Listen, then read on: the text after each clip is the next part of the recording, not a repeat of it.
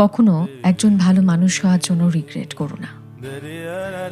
আমাদের প্রত্যেকের জীবনেই এমনটা ঘটে কোনো না কোনো সময়, যখন কিছু ভুল মানুষের পাল্লায় পড়ে তাদের খারাপ ব্যবহারগুলোতে আমরা এতটাই প্রভাবিত হয়ে পড়ি যে তখন নিজের ভালো মানসিকতার জন্য রিগ্রেট হয়।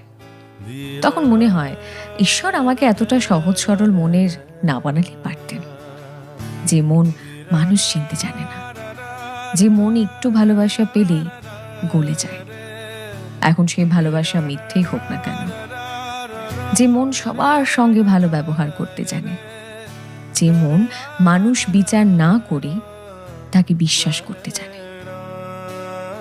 ঈশ্বর এমন ভালো মানুষ করে আমাকে না পাঠালেই পারতেন। তবে মজার ব্যাপার কি জানো তো, তোমার এই ভালো মানুষ হওয়া এটা তোমার দুর্বলতা নয়, বরং এটা তোমার বিউটি।